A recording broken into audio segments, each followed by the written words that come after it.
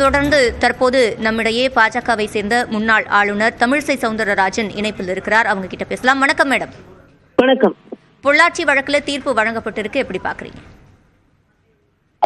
இது தாமதப்படுத்தப்பட்ட தீர்ப்பாக இருந்தாலும் ஆறுதல் அளிக்கக்கூடிய தீர்ப்பு.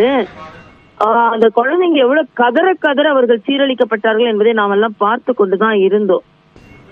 அதனால இதுல எல்லோருமே குற்றவாளிகள், குற்றம் செய்தவர்கள் குற்றவாளிகள் என்று பதிவு செய்ததற்கு எனது பாராட்டுதல்களை நான் தெரிவித்துக் கொள்கிறேன். அது மட்டுமல்ல, இதுல டெக்னாலஜி மற்றும் மற்ற இதெல்லாம் பயன்படுத்தி யாரும் தடயங்களை அழித்துவிட முடியாது என்பதையும் இந்த உலகிற்கு உணர்த்தி இருக்கிறது. ஏனென்றால் செய்யறதை செஞ்சுட்டு நான் தடயத்தை அழிச்சிட்டு நான் குற்றமே செய்யவில்லை என்று நடமாடி கொண்டிருக்கும் மிருகங்கள் அதிகமாகி கொண்டிருக்கிறார்கள். அதனால் அதற்கும் இந்த தீர்ப்பு ஒரு சம்மட்டி அடியை கொடுத்திருக்கிறது என்று தான் சொல்லணும். இதுல இன்னொன்றையும் நான் தெளிவுபடுத்த விரும்புகிறேன். இதுல சில பேர் மனிதாபிமானம் உள்ள தீர்ப்பு அவங்களுக்கு கிடைக்கணும், வயதை காரணம் காட்டி அவர்களுக்கு சலுகை செய்யணும் என்பதை நான் 1% கூட நான் ஒத்துக்கொள்ள மாட்டேன். மனிதாபியம் இல்லாத செயலுக்கு மனிதாபிமானத்தோடு ஏன் தீர்ப்பு கொடுக்கணும்?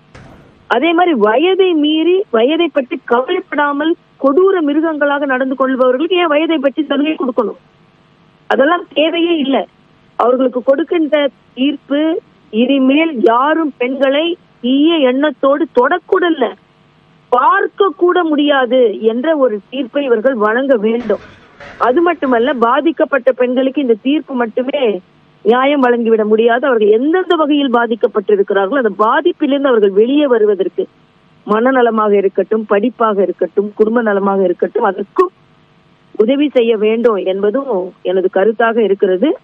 இத்தகைய தீர்ப்புகள் வருங்காலத்தில் பெண்களின் தலையெழுத்தையோ சமுதாயத்தின் தலையெழுத்தையோ மாற்றக்கூடிய தீர்ப்பாக இருக்க வேண்டும். அந்த அளவிற்கு இந்த தீர்ப்புகள் எழுதப்பட வேண்டும் என்பது எனது கருத்து. நிச்சயமாக இப்ப குற்றவாளிகளுக்கு தண்டனை விவரங்கள் வெளியிடப்பட இருக்கு, குற்றவாளிகள்னு நிரூபணமாகி இருக்கு, பாதிக்கப்பட்டவங்களுக்கான நிவாரணத்தை கோரி இருக்காங்க, அவங்களுக்கு அவங்களுடைய மனநல பாதிப்புகளுக்கான நடவடிக்கைகளை இருக்கணும்னு குறிப்பிட்டீங்க. இனி இது போன்ற குற்றங்கள் நடைபெறாம இருக்க இது மாதிரியான சட்ட நடவடிக்கைகள் மட்டும் போதுமானதா இருக்குமா, இல்ல சமூகத்துல விழிப்புணர்வு ஏற்படுத்தக்கூடிய இன்னும் பிற நடவடிக்கைகள் தேவையா? இல்ல, இதுல 2 வகையான இந்த மாதிரி வழக்குகள் இவ்வளவு நாள் கூட தாமதப்படக்கூடாதுன்றது எனது கருத்து.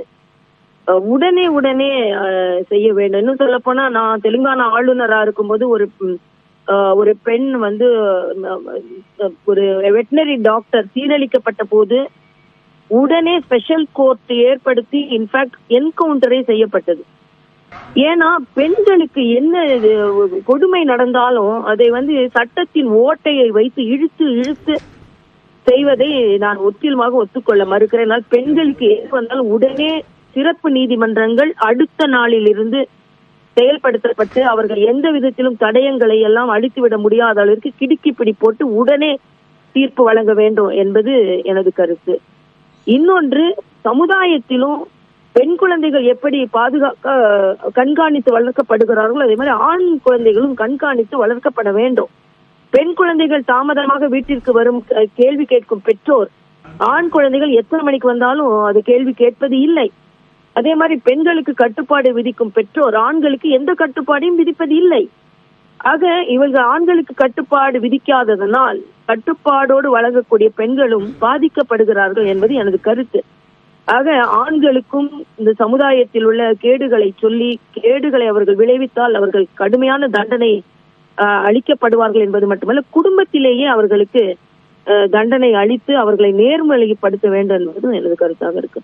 இணைப்பில் கருத்துக்களை பதிவு செய்தமைக்கு நன்றி திரு தமிழிசை சவுந்தரராஜன்.